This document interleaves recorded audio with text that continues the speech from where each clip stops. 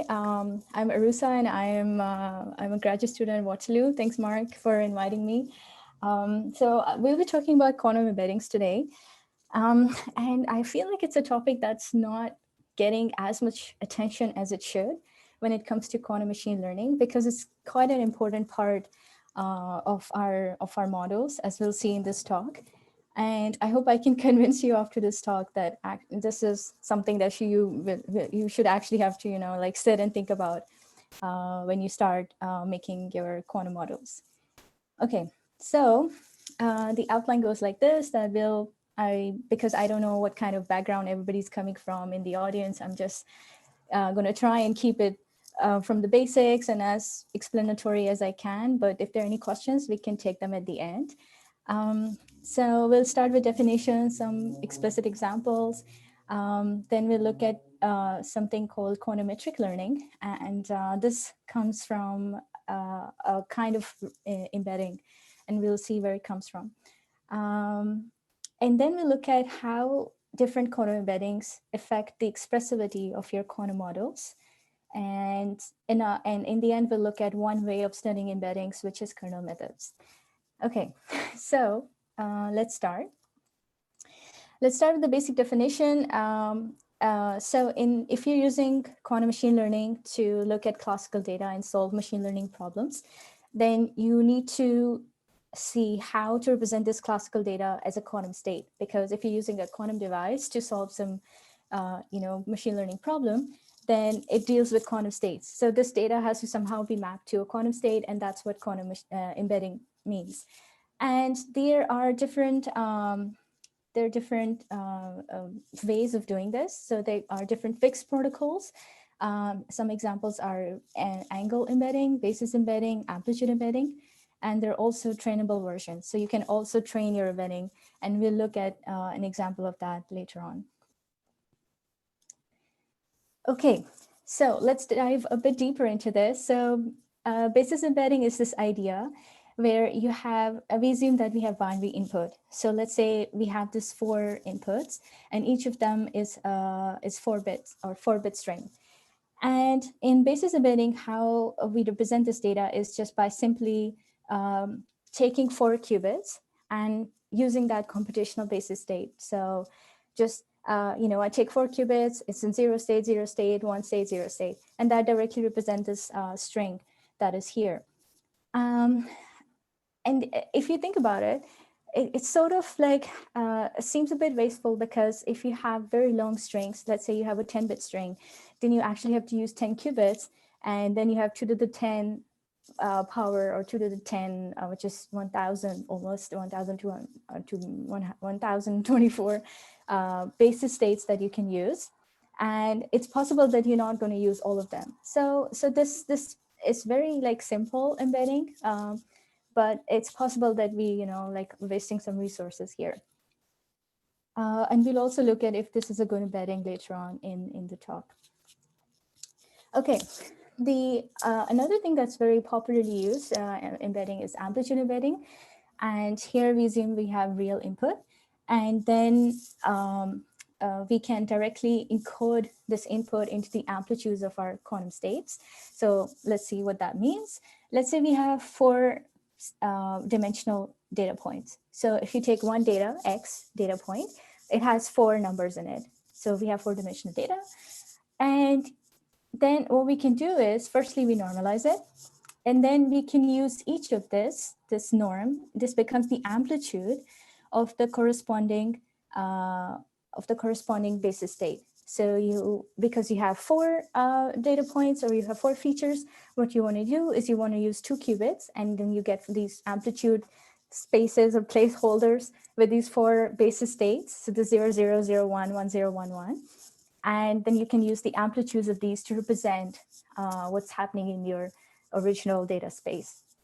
So yeah, this seems like there's some kind of advantage going on here, because you have to use exponentially less number of qubits, right? Because if you have 2 data points, then you just need to use 1 qubit. If you have 4 data points, then you 4 features, then you need to use 2 qubits.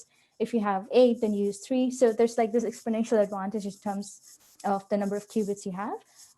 But we'll see later that this is actually not as strong an embedding as you might think. And you'll see this getting used very popularly in the literature, but it's actually not very useful, as we'll see later.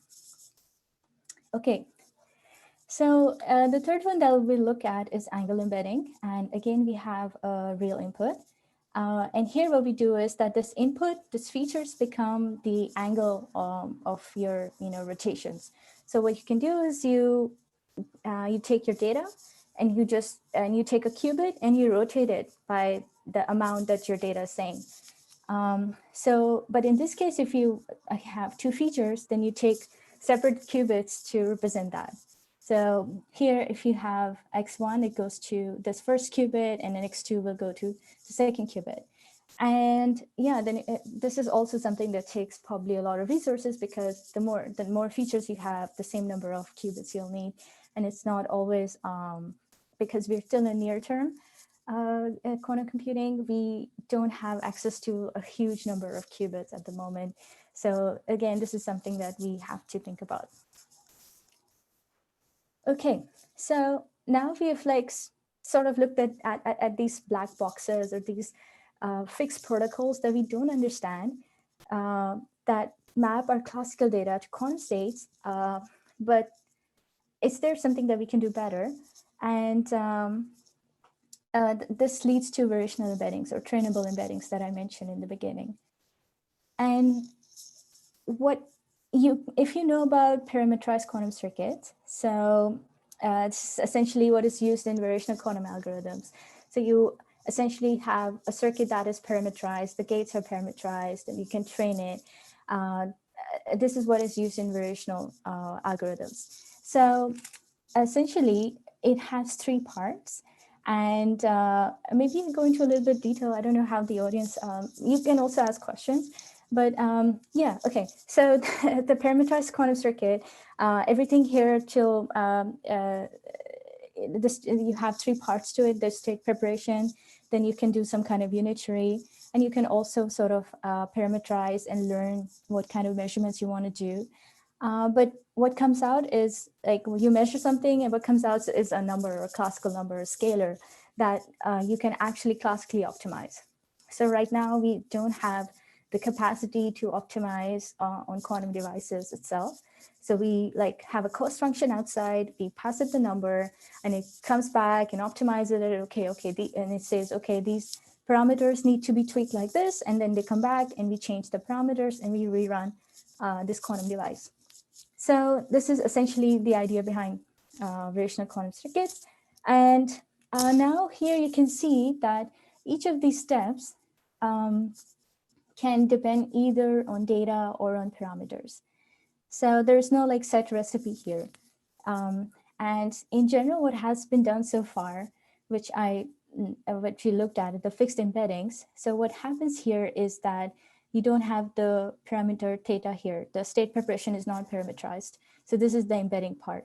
And the rest has been, if you go through the literature, this is what you usually see, that the rest has been parameterized.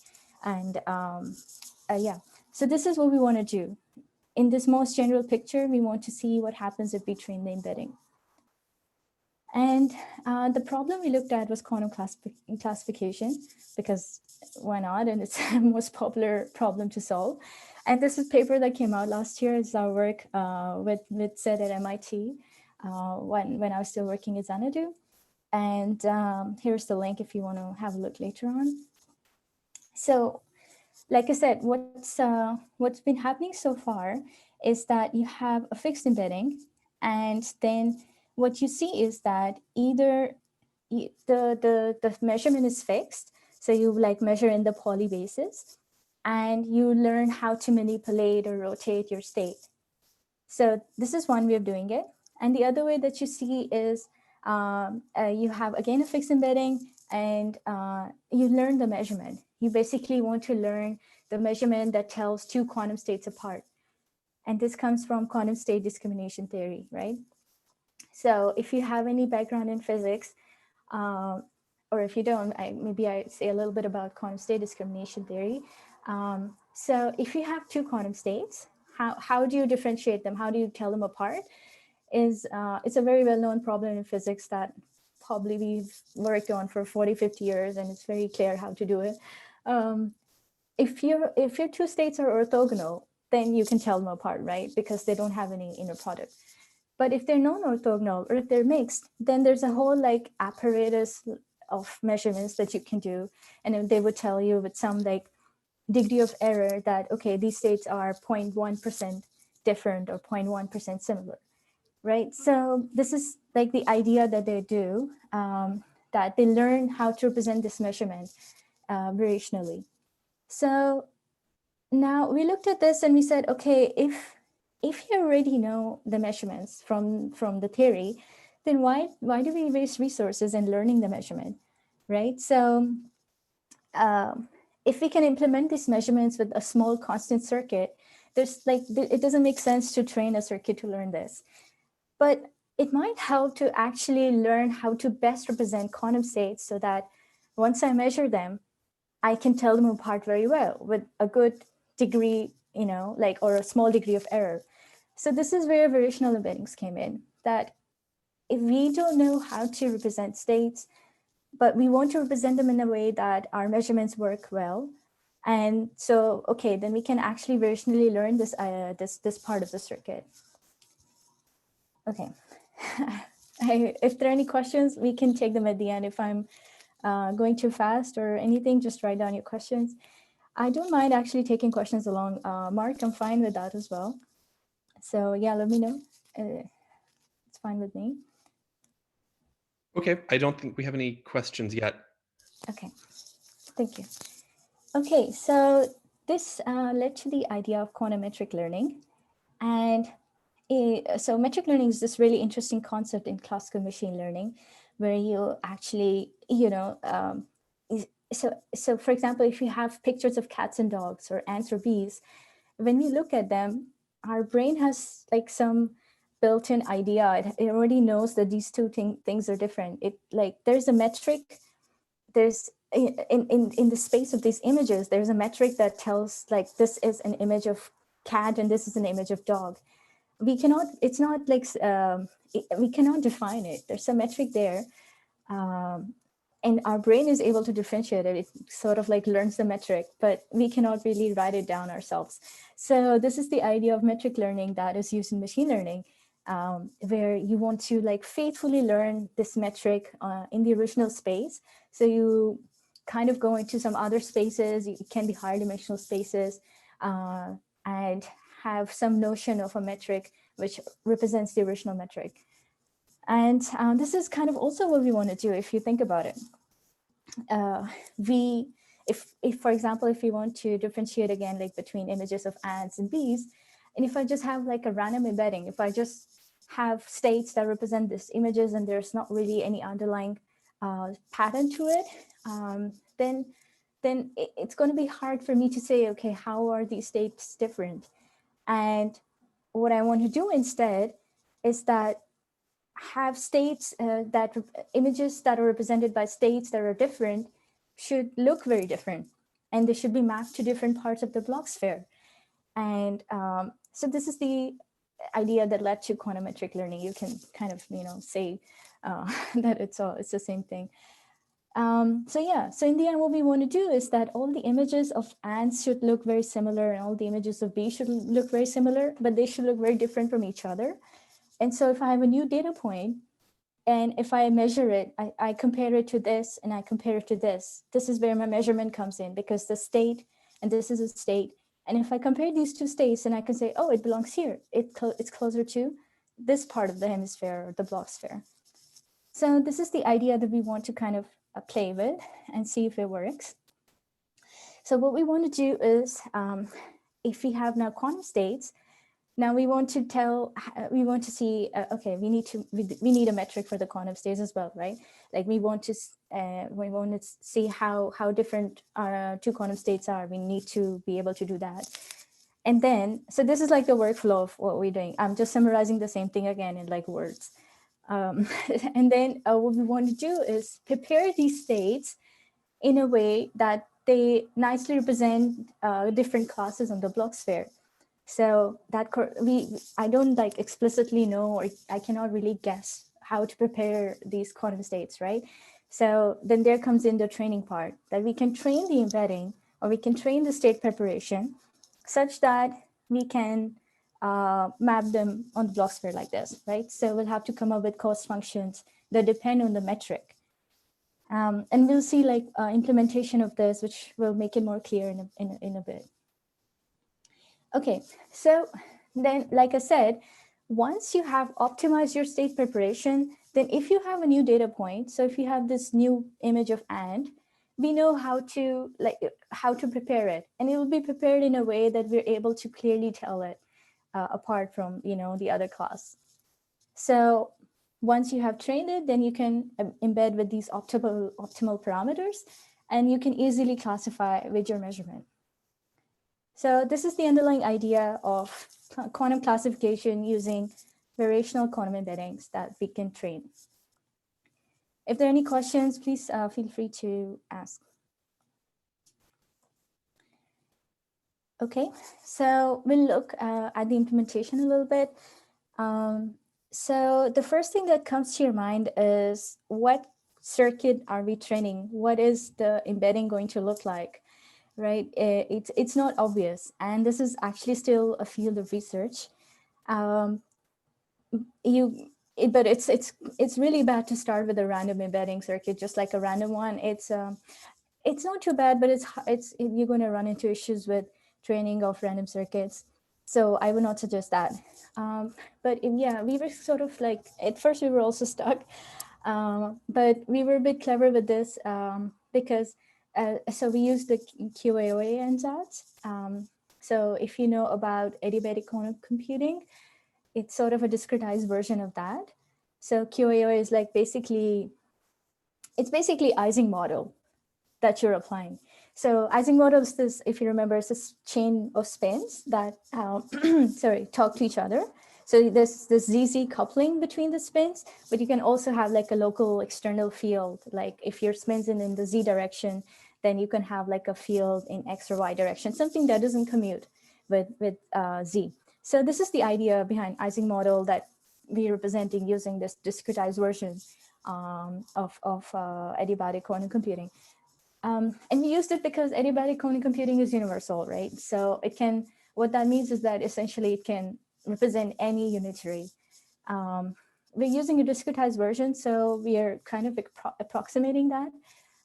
But yeah, I mean, it's like a good guess to start with, I suppose. So, and it turned out to work really nicely. So yeah, you can see here that you have this part or gates. These are rotations about the x-axis that depend on the data. So here you have three-dimensional data, x1, x2, x3. So here, if you take one data point x from your data space, it has three features. And then what you do is you have this Ising part. So the first ZZ coupling part comes in. And then you have this rotation about the y-axis. And then what we did is we repeated this layer many times. So I think we repeated like 4 times in our work. And then in the end, we did like another layer of encoding just to see what happens. And this seemed to work nicely. And in the end, we'll come to what kind of embeddings work and what can we do, or what does it mean to say embedding is good. So we'll come to those questions later on. At this point, we were naive. This is like last year, and we didn't know what we know now. So yeah, but we were lucky. This is a good ansatz to start with. Okay, so we have the embedding. Now we need to train it.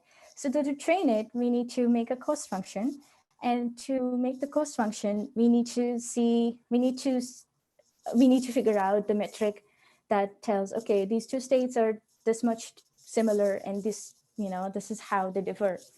And this is like something that's also used in probability theory and classical machine learning. Like if you have to tell two probability distributions apart, or see how similar two probability distributions are, this is something you use, right? Trace distance. So yeah, these are metrics that we can use. So if you have two quantum states, rho and sigma, so this could be anything. It could be like an ensemble over all the images. of cats, and sigma could be ensemble over all the images of dogs. Or it could just be mixed state, or it could also be pure state. So for now, like this is very general.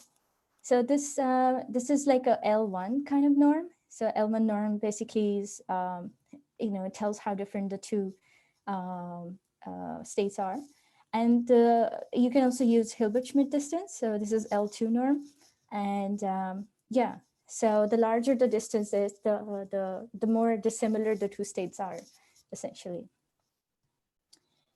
Okay, any questions so far?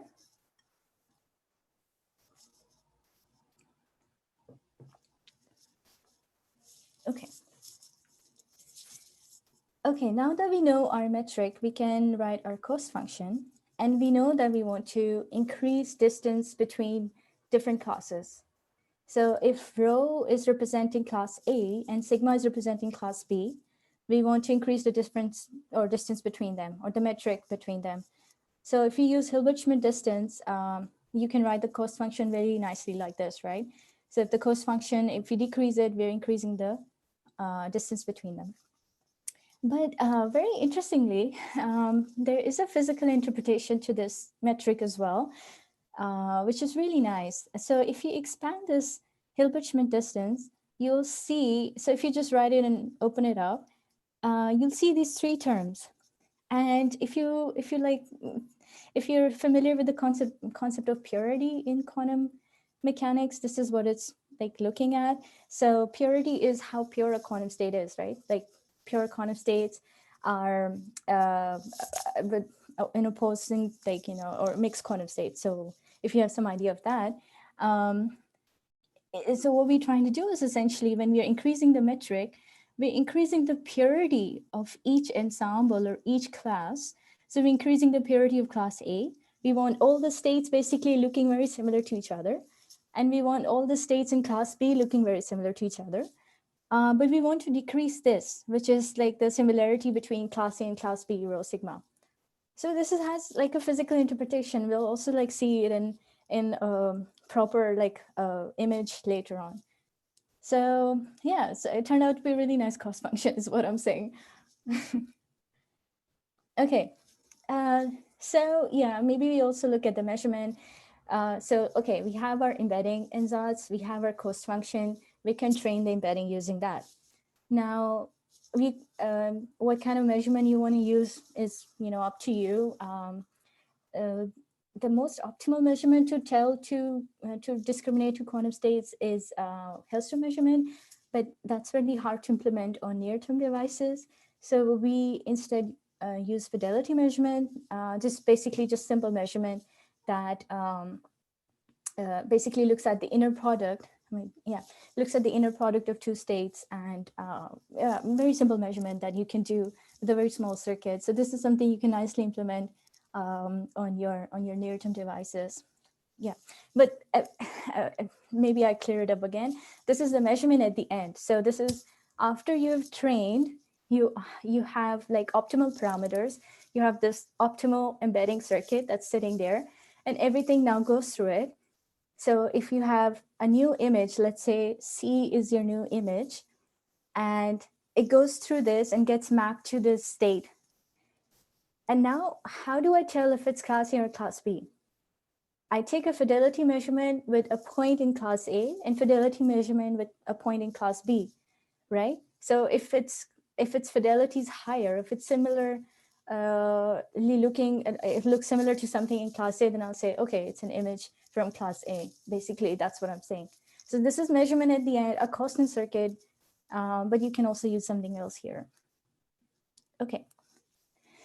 So yeah, let's look at some data and something that, it's a little more explicit. So maybe you can zoom in here. No, I can't. Okay, so this is your original data. Let's say we take this simple one-dimensional data, but you can see that this is not linearly separable. There's no line here that can separate the two classes, right? And it's maybe I have to draw a circle here. So, okay, we have this data, one-dimensional, and we make it go through our embedding. So we just use a simple just one qubit embedding. You can use higher as well, it doesn't matter. But the point to note here is this. So this is step 0. And you can see the states here. It's like you can add states from blue and red states. They're like mapped everywhere. It's just like randomly mapped. This is before training the embedding. And then you can see after the embedding has been trained, the states look very nice. And this is exactly what we wanted. We wanted them to cluster and be mapped farther apart. They clustered because we were working with purity. We were trying to increase the purity of each class. So it was essentially like mapping states to these low rank matrices, if anybody is familiar with the technical terms. So we want to map them to these highly pure states or low rank matrices that are very dissimilar from each other. So yeah, essentially, it's just an example that shows you how state preparation is a very essential part of your model and can actually matter a lot. Like if I try to do measurements here, I'll probably be wrong a lot of times, right? It's just random. And there's no like point in saying how much overlap or fidelity is there between different states. So yeah, we save our resources and we do something smart. Okay, so then this led to a bit more of thinking about what embeddings do in our circuits. What is the advantage of using a certain embedding?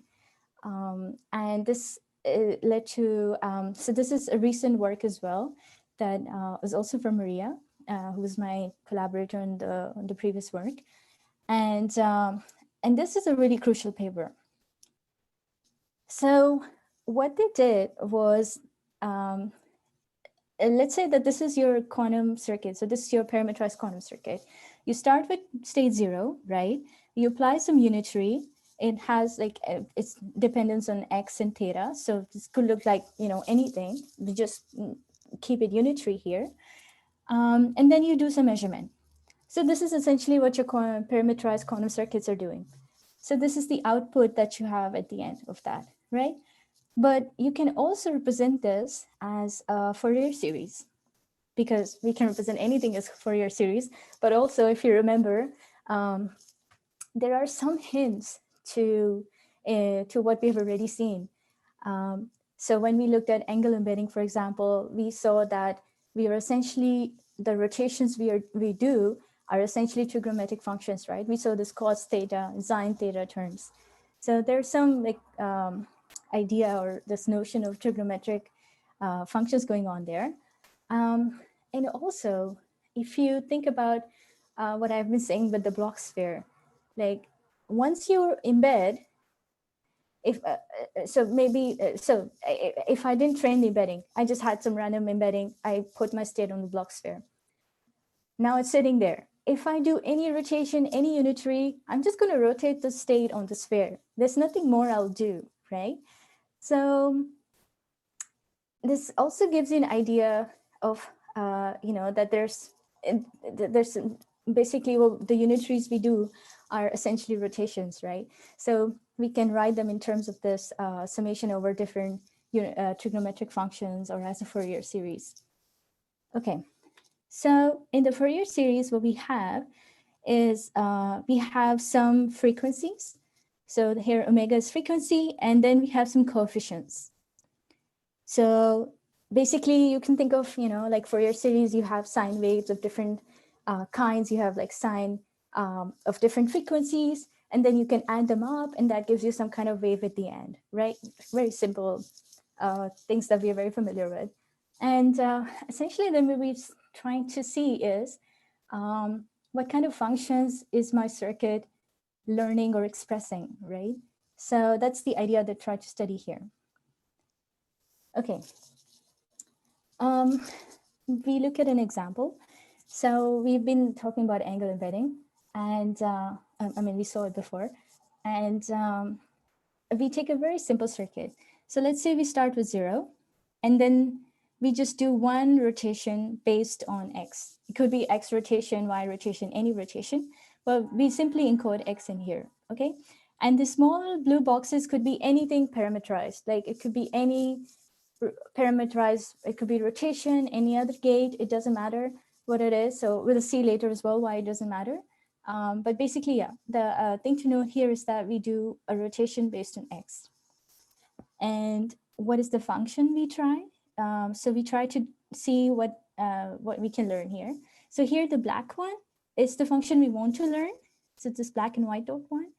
And this is the blue one is what comes from the rotation, which makes sense. It's just a sign. It's just a sine of X and cos of X, right?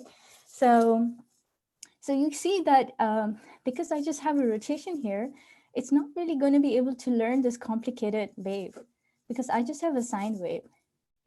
And then if you try with the black or a true function that you want to learn, that is a sine function, then you are able to learn it.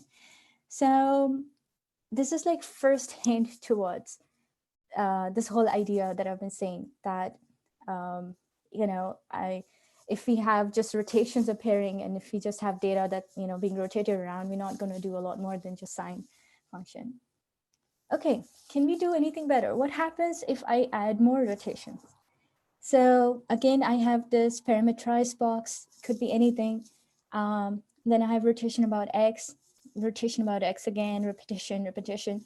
So it turns out they saw that every time they add another layer or this like embedding part, so every time you have X dependent rotation, that's embedding, right? So every time you have another layer of embedding, you are increasing the degree of this polynomial, or sort of this wave function is getting more complicated. So if you're trying to learn this black function here, then this red one is the one that you are expressing. So you can easily plot it because like we have the formula. And so this is really interesting, right?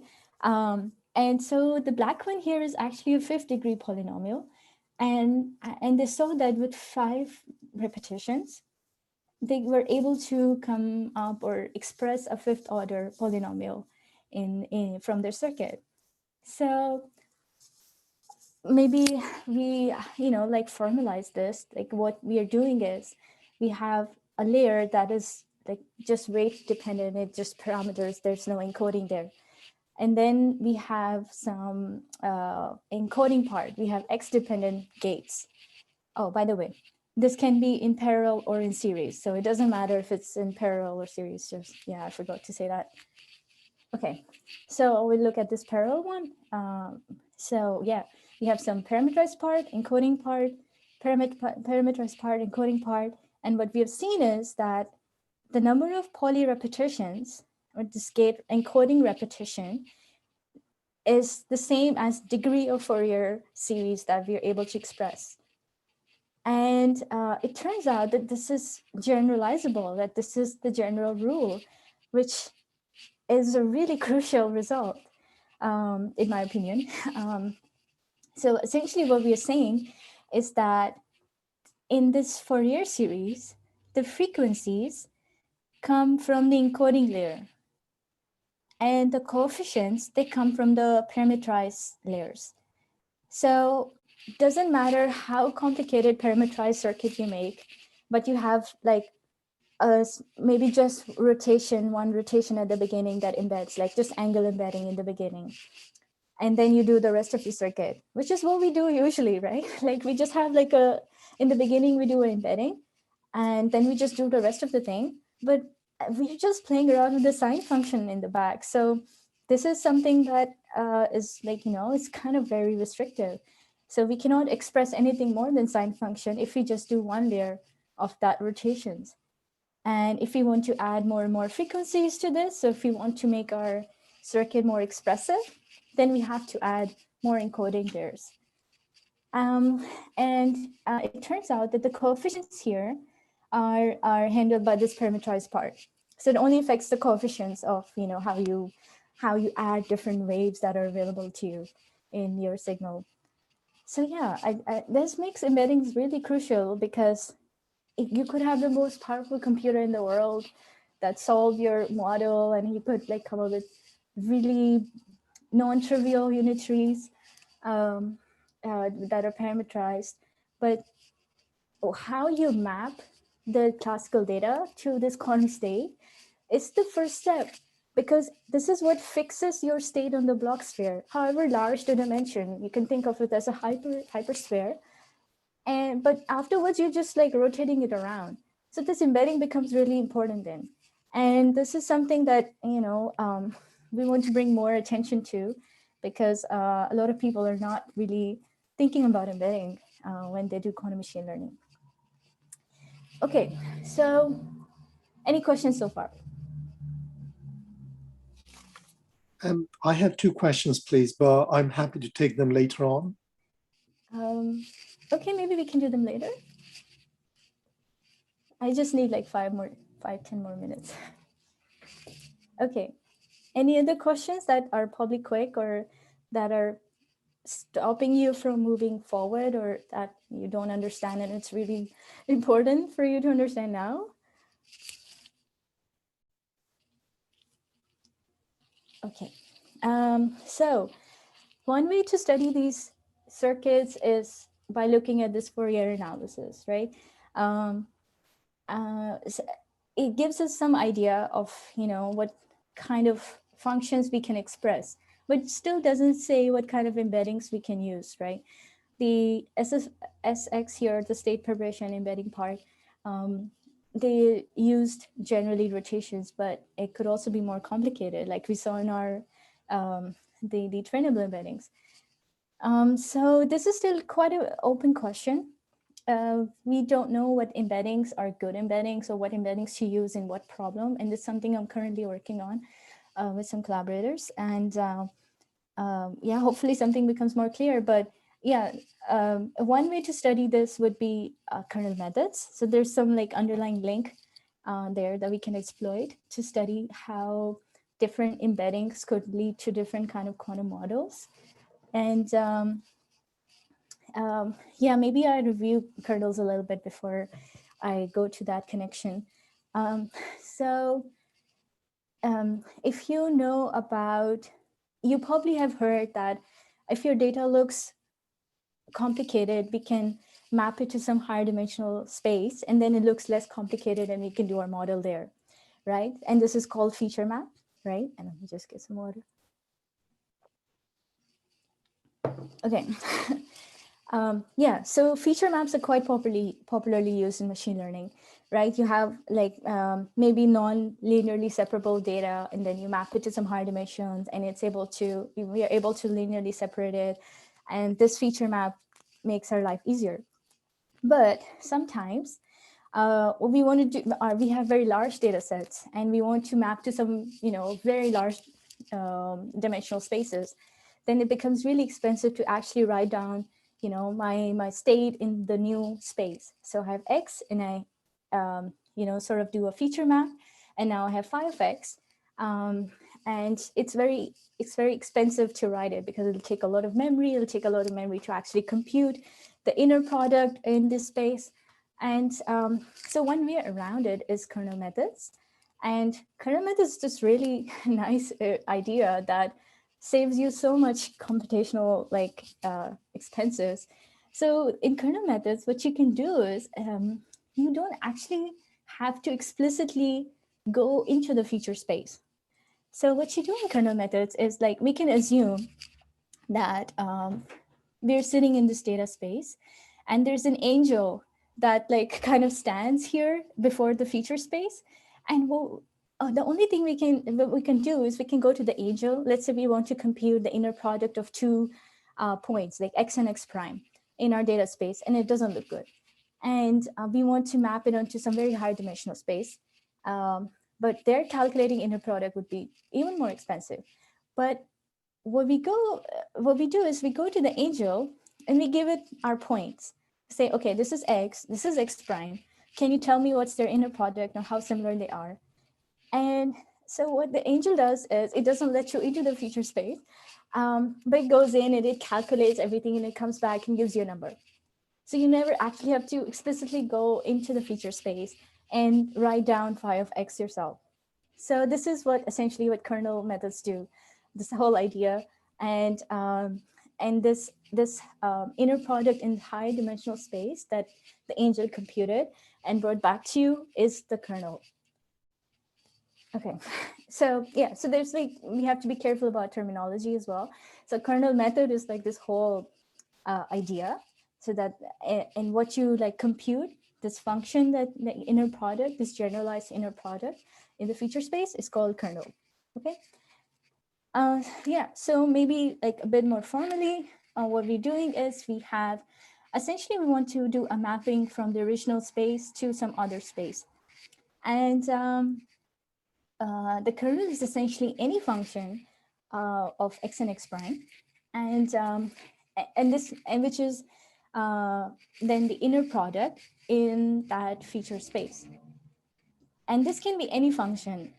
As long as it's valid, it's a kernel. And a valid kernel is essentially, you just have to be symmetric. And I think you have to have like positive semi-definite kernel. So other than that, you can use whatever you want. So give me any function, and like, I don't have to go there, but I know that there exists some space there in which it's actually calculating the thing and it's giving me the answer. But I don't have to actually go into that space. So yeah, very, very useful idea. And okay, we can look at an example. I have this really simple polynomial kernel example. So essentially you have this inner product, but you can like raise it to some degree, like this is second order polynomial kernel. And so our data is essentially two-dimensional. And you can see here that it's not linearly separable, right? Okay, and you come to me and say, okay, I want to use this kernel. We check, it's a valid kernel. Okay, we can use it. Now let's try to see what it really is. So let's take 2 points. We take a red point from this data and another green point. So we have our x and x prime.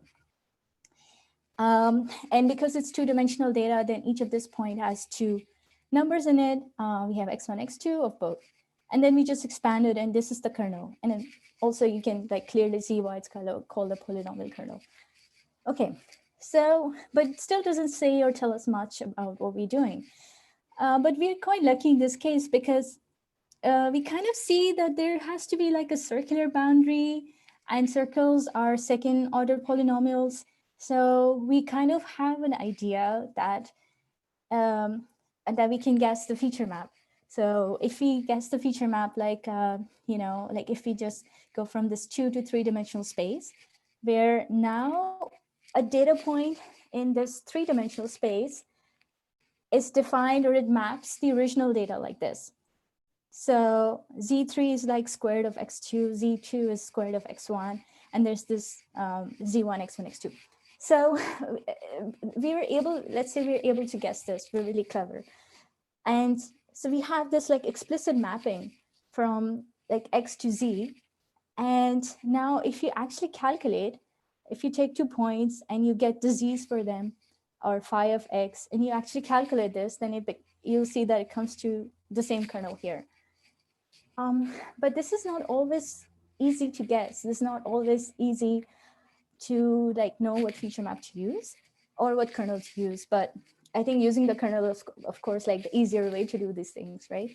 Like, yeah, so there's like 2 parts. One is where you guess a kernel, you check it's valid, and you guaranteed that there is some space out there. You don't know what it looks like, but there is some space where you can calculate this kernel and not have to actually pay the price. And the second method is having this explicit feature map, mapping your data, and then calculating how, you know, this inner product. So the second part is, of course, harder. Okay, so this is essentially kernel methods. You can also like have, as we would have guessed, like we have the circular boundary. If you like plot the kernel in the original space, it's basically an SVM example. And this is what it looks like. Like the SVM becomes linear when you go to this higher dimensional space. Yeah. Okay. This is like a very well-known example, but yeah, I thought I'll just like mention it for people just so that we are all on the same page. Okay. Okay. Now in the last few minutes, let's make some connection to quantum kernels. So if you think about it, this is actually very similar to what we have been talking about, because you can think that we have classical data and I give it to my quantum device. Let's say I'm using trapped ions or the superconducting device in Google, and I give it my data, and I know that it's presenting my data, it's using it at some quantum state, and that quantum state lives in some Hilbert space. I don't actually have access to it. I mean, I have to measure and write down the whole state, sorry. I mean, we don't know the state, right? In general, of a device. So it's essentially the same thing. It's like a kernel method. So you can essentially think of like quantum machine learning as like you have classical data, and quantum machine learning is this kernel method where my quantum device is solving my my kernel, this inner product, in some space which happens to be a quantum Hilbert space. I don't have to know that, but we are guaranteed that it exists and it's solving our issues and whatever, like we're solving the problem there. And how do we access it? Like here we access it via measurements, right? Before we were accessing via kernels. So this is a really cool connection if you think about it. Yeah, something that we might get a lot more out of in the near future. So to formalize this a little bit, we have our data, and then we map it like from the original real space to some complex quantum Hilbert space. And in this case now, our feature in the representation is in the feature space is now through density matrices, which is the outer product of this quantum state. And our kernel, which is now quantum kernel, it's like the inner product over these density matrices looks like this. So very interesting. Now let's see what let's go back to angle embedding that we have looked at, and there's a corresponding kernel to it because we are mapping our data, so there has to be something going on. But notice here that here we don't have the kernel, we have the map. We explicitly know the feature map here. So we're doing the second part. We have the map and we know how the transformation looks like, and now we can get the kernel that corresponds to that. So if you now like do the angle embedding, you take the outer product, you get your density matrix, and you can compute the kernel. So it comes to this cost function. You can also plot it. So yeah, but basically what I'm saying is that you could essentially just sit in your lab, or your computer, have a classical data, give it to something. It happens to be a quantum device. And it could be doing whatever in the quantum Hilbert space, but at the end of the day, it's solving this kernel and giving back the answer to this kernel, right? So this seems really interesting, and it might be I'll make some comments like afterwards. There might be something more that we can learn from kernels then. So yeah, maybe we also like just maybe make a small comment like in the last minute that if you look at the kernel of basis embedding, you can see that it's a delta function, and we looked at basis embedding in the beginning. We thought that it's not a very efficient way of doing things. But even if you have all the qubits in the world and you want to do basis embedding, you looked at the kernel is a very strict kernel. It's like an inner product that's delta function. So it's saying, you're either the same or you're not. And that's a very strict similarity measure. So basis embedding, then, if you're using it in your in your quantum machine learning algorithm, I'll say that it's a very strict way to measure, your similarity. And then the amplitude embedding that we looked at, which is very popularly used, the idea that, and there's probably some advantage there because we don't have to use as many qubits, but actually you're only sort of doing a second order polynomial kernel. So if you remember the kernel we looked at before, it's kind of the same. And that doesn't do a lot. Like the most you can do is express a second order polynomial. That's about it. So in the end, amplitude embedding is not doing a lot if projected into kernel space. And yeah, angle embedding we already looked at. So this is kind of giving another method or tool to look at your embeddings and say, okay, what are they doing and what is it actually representing?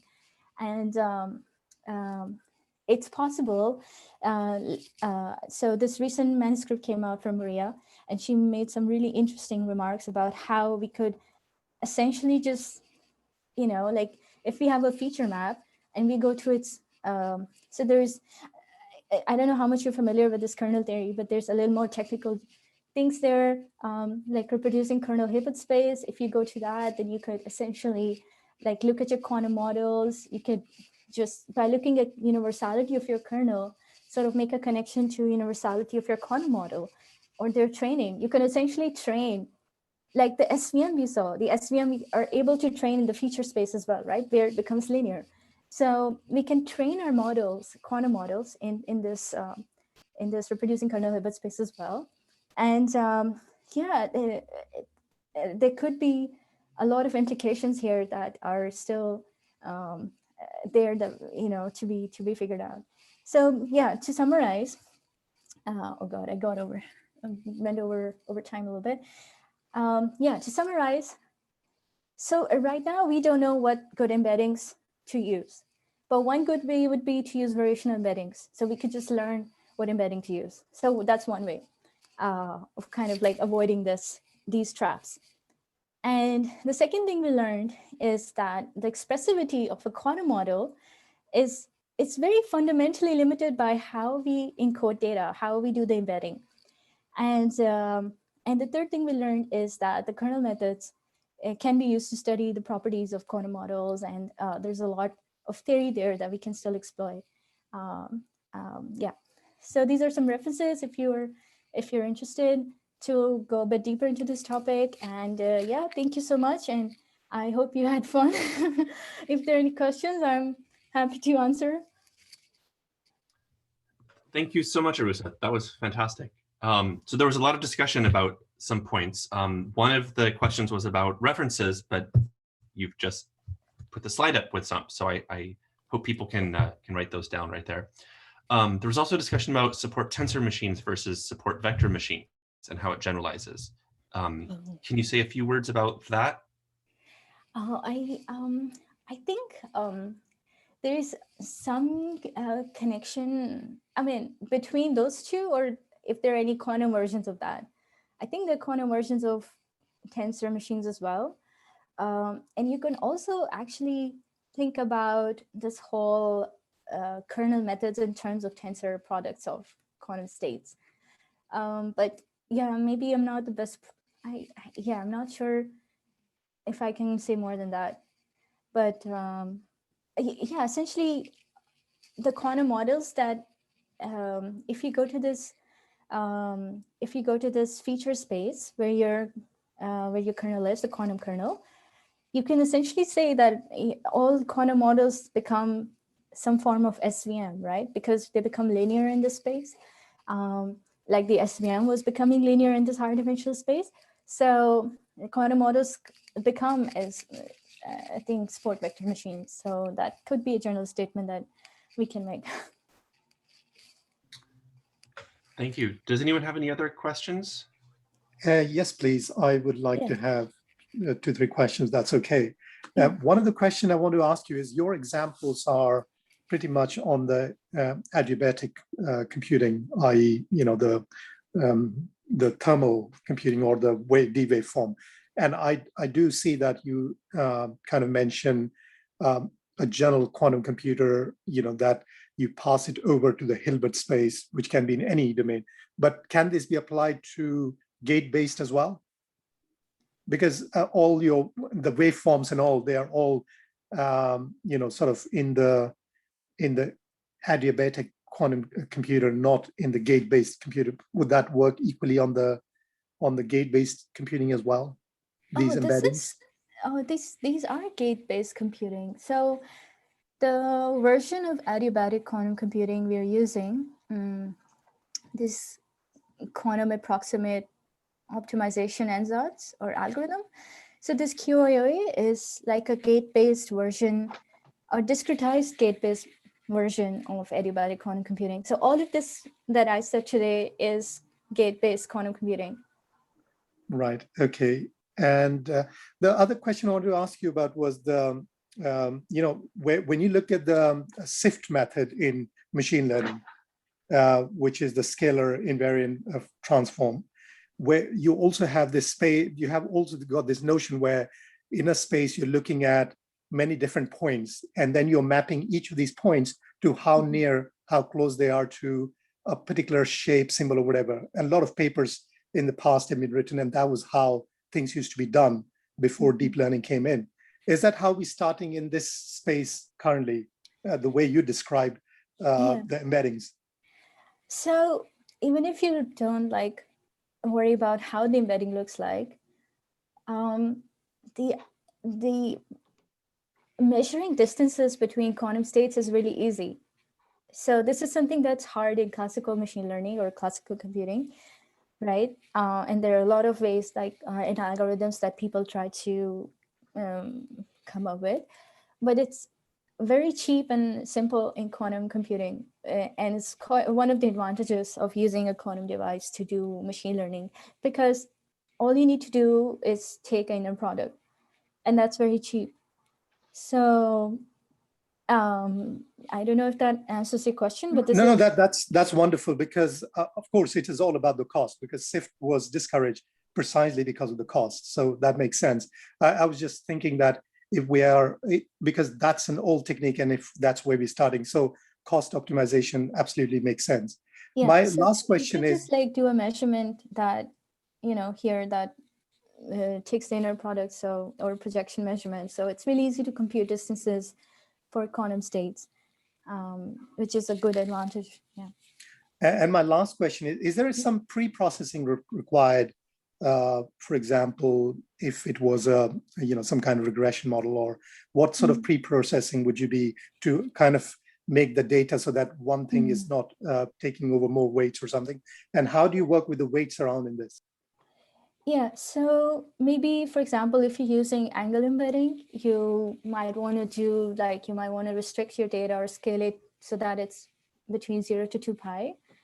So that's one kind of pre-processing I can think of. If you're using amplitude embedding, you'll have to normalize your data. So this factor, because the quantum state has to be normalized. So you cannot directly just input the amplitudes or the data as amplitudes. You have to normalize it. So that's also pre-processing. Yeah. That's all for me. Thank you. Okay. Thank you. Thank you. I see several questions have been added to the chat, so let me start. Well done. Does the conclusion imply that QML problem space is the same as the kernel model space? Yes. So you can say that. So you can look at quantum models in that, in the kernel through the lens of kernel theory. Yeah, you can say that. Okay. Do we need any special method to embed more data points for natural language processing kind of applications? Yeah. So that's also something that comes in representation learning, and I suppose would be a really good task to do for variational embeddings, because you don't know what state to use, right? Like this representation learning is also done in natural language processing, as far as I know. I mean, I haven't worked in it, but you essentially need to represent the words as vector. And it's the same thing if you use a quantum device. You'll need to represent the words as vectors, and which vectors look the best. And there has to be, like, I suppose, some kind of underlying assumptions there, or underlying idea that, I mean, yeah, I cannot tell you use this embedding, so maybe you also have to learn that embedding. All right. Thank you for a very interesting talk, Aroosa. I have one question. Do you think it's easy to generalize quantum classifiers to multi-labeled data? For example, if you have in the order of 20 to 30 classical features and around 2,000 labels, One idea was to use quantum support vector machines, and I found an example by Maria where she was suggesting one versus all approach, but for 2000 labels that would suggest 2000 to 1 classifiers, which is a bit overwhelming. Could you suggest any other ideas? Not even sure this is a feasible approach to this classification. So I don't know how. Let me think about it. So, I mean, you could rewrite. So whatever you measure at the end of your circuit, you could. So it's like what comes out of the neural network, right? You have the freedom to get the output you want or have however many outputs you want. So you could do the same thing here. It doesn't necessarily mean you have to encode or measure 2000 qubits to get 2000 outputs. You could also measure something and then have like a rescaling or like divide your, for example, if you measure even poly Z, I suppose and it has this interval from -1 to 1. I suppose you could just divide that up into 2000 parts. It's going to be really not very precise, but yeah, I suppose you could do that. And then if your answer lies within the small interval, then it belongs to that class. Yeah, I think you could do that. But yeah, maybe 2000 is a lot, and it's still not the best way to do that. So yeah, that's one way of doing this, I would say. Okay. If we were to scale variational embeddings, how do you think they may impact our ability to infer how a prediction is made by a QML algorithm? It seems like having a clear understanding of the embedding would be important for that process. Yeah, I'm sorry, could you repeat the first part? If we were to scale variational embeddings, how do you think they may impact our ability to infer how a prediction is made by a QML algorithm? Okay, really nice question. So when we talked about the expressivity of quantum models, so we saw here what kind of functions can it express, but it's not the same as what kind of function is it learning or predicting, and that's the next step. Because so if you so let's say you're doing classification, the goal for our machine learning algorithm, whether classical or quantum, is to learn the original true function that gives you the labeling, right? The labeling function. And we are coming up with hypotheses or learners in machine learning that output this function, and we have to check, is this a good hypothesis? How close is it to the original prediction function, right? And that depends a lot in our case on how we do the embedding. So yes, we are able to control the, with variational embedding, it's a little hard to probably do the Fourier analysis, but in our current work, we are trying to do that. So, but once you know what functions you're expressing, you have a better idea. So this is your hypothesis, this is your model, and you never really actually know the true prediction function, but you can look at the generalization error and have like a good idea of how close we are to approximating what we need to do. So yeah, if you go back to like learning theory and maybe make we can make some connections there.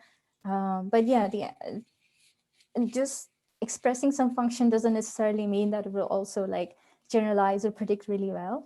It depends on also how many data points we're giving to the model and how representative those points are. So those factors also come in. Yeah, good question. But I haven't seen any study on that so far. Good. What are the selling points of quantum machine learning compared to classical machine learning? Anything more fundamental than inner product? Yeah.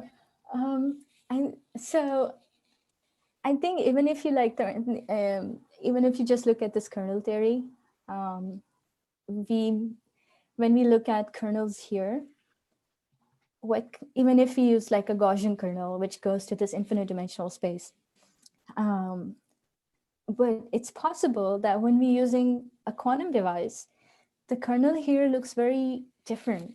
Maybe it's very non-trivial, something that a classical computer can never cook up or check. So there could be computational advantages. There's probably, so in the last 2-3 years, it's become a little more clear that there might not be a lot of advantages with respect to the number of data points, but there could be these computational advantages in the sense of what we can learn, and that is still being explored. So don't lose hope, and I think there's still a lot of promise in quantum machine learning that we haven't explored. All right. I know Kareem wanted to ask a question now. You sure? Oh, hi, can you hear me? Yes, I can hear you. Okay, thank you so much for your presentation. It's wonderful and great. I would like to ask about, there's currently an architecture in deep learning, which is called the transformers, and they are used like widely in NLP, but recently it has been used in computer vision also. So I'm just thinking about the attention mechanism inside the transformer. For example, can we use the kernels so that we can increase the powerfulness of the attention mechanism in transformers? So that, for example, we can scale up the scores of the classifiers, or we can enhance the classification or whatever the machine learning problem itself. So I'm not very familiar with the inner workings of a transformer. Could you maybe tell me a little bit, or we could also like take it to LinkedIn and have a deeper discussion there. But if you could, Okay, if there's, okay, no problem, can no be problem. quick. Okay, another question. In the continuous variable model, we have like two different gates that we can actually use to introduce some nonlinearities. For example, the Kerr gates and also the cubic phase gate. So um, here's my question. So is using the continuous variable model, is it like more useful, for example, than the qubit model in terms of the nonlinearities that we can actually introduce to the quantum system? So there are 2 points here. Firstly, the hardware for these current cubic phase gates have not been, it's not realized yet. So it's you cannot you cannot actually implement or pick up your algorithm if you like do a simulator with your CV computing and algorithm, and you want to map it to hardware, then you won't be able to do it right now. Maybe in the next 5 years or so, there's more development there. Secondly, if you just want to look at it from a theoretical perspective, then if you, for example, just encode data into a coherent state, which is, like the summation over all possible photon number states. And that you can, if you like go to this kernel theory that I mentioned, or just if you look in Maria's paper as well, she also explains there. The displacement is just like the radial basis function, yeah. Yeah, it just becomes a Gaussian function. So then you can say that essentially there's no point in doing this, but I suppose that I'm just saying that if we introduce the Kerr effect or the cubic phase, or perhaps we can construct like higher order Hamiltonians like quadratic gate or something like this, does that actually make it like a bit helpful for the classification, or to increase the expressibility of a quantum model? Yeah, I think I'm not sure. This is not very clear. We know that we can make classifiers with continuous variable circuits, and that they might even be universal, because if you use this whole apparatus with the nonlinear gates, then you have universal quantum computing, and you can express essentially any unitary. But and does it necessarily mean that we can learn any function in the in the input space? I don't know, but yeah, I don't know if there's any advantages here. I think works well and it works as good as others. Maybe there's some with the encoding you could like have more data going, and yeah. Okay, thank you so much. Thank you so much. You're welcome. I think in the interest of time, maybe we'll just take two more questions. Okay. The first is, if I want to try a genetic algorithm implementation, which embedding should I try with? Is it a random hit trial or is there a reasoning to it? Genetic data. Or is it general data? So I actually asked them because I thought maybe they meant generic, but they claim it's a genetic algorithm. Maybe they can chime in here and elaborate. Yeah, sure. Yeah, so thanks for the opportunity. Hi, that was a beautiful presentation. I actually got some of my head clear with that.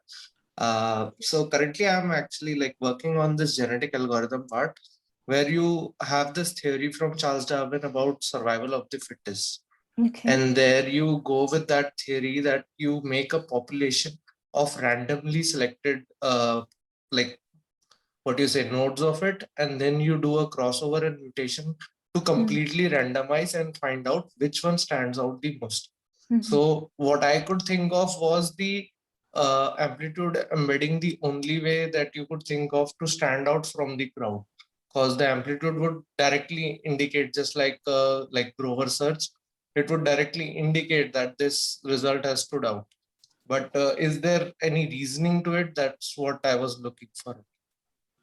Okay, so if you're using amplitude embedding, I mean, the data comes from however you're generating it. So in your case, you're generating with genetic models, or you have genetic data where some things have more probability of surviving. But that will, so this is like a fixed embedding, like I said, and it has very limited power. So even if you're, maybe even if you like define a circuit afterwards, a variational circuit, which learns to cancel out or do interference such that in the end state, the amplitudes of only like the good state survive. So it's possible that we can do that, but like I said, the kinds of data sets it can work with might be limited because of the limitation or and limitations of amplitude embedding itself. So it cannot do better than quadratic programming, essentially. So quadratic programming, or quadratic, maybe that's not the right word, but quadratic polynomial kernel. So actually, I'll repeat the term. It's PUBO. There are higher order polynomials that we deal with in this kind of problem, and that's what actually I'm exploring right now. We through the demos that IBM has shown, and Cascade, Penny Lane, and every platform is going, is only a quadratic unconstrained binary optimization. That's it.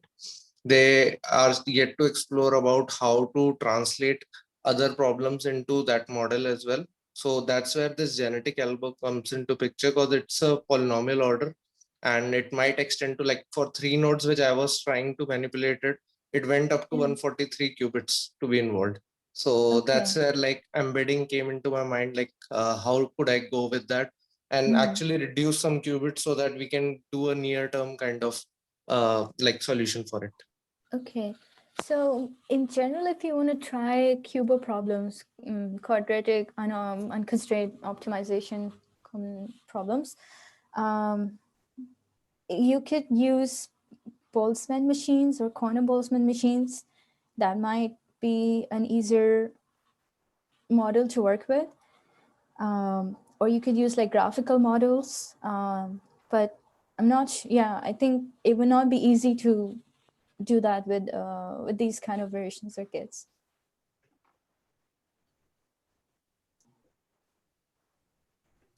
Do you have any GitHub repo for this work?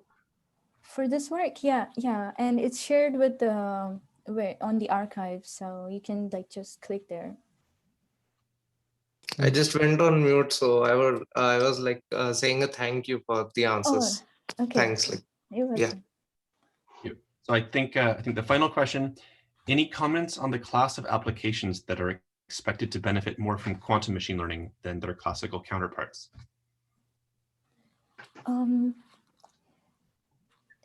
So one area that,